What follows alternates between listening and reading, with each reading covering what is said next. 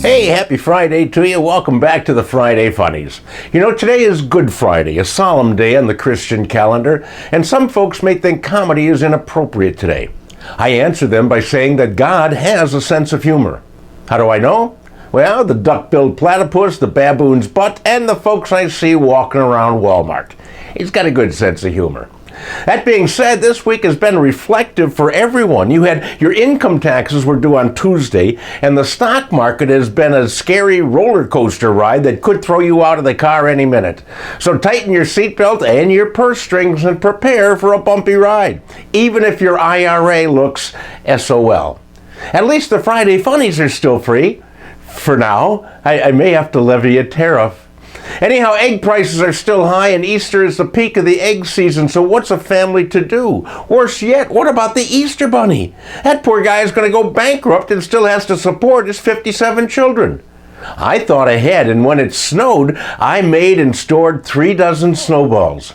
I'm going to color them and hide them back in the freezer, because they're snowballs, you know? But enough dribble. Here are the really weird stories of the week. D'Angelo Covington is a man from Missouri who was arrested for the second time for committing a crime on a Metrolink train.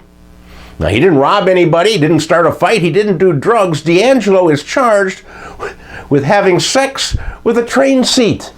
I'll let you imagine the possible ways this could happen, but he got caught twice.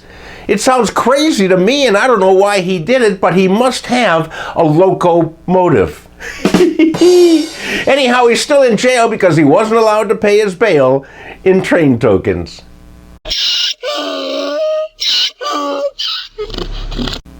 We have multiple winners of the coveted Dumbass of the Week trophy this week. 4 people were arrested this week for going to Walmart. The 3 men and a teen went into Walmart on horseback. These knuckleheads rode their horses right past the greeter and headed toward the back of the store, apparently to use the washroom.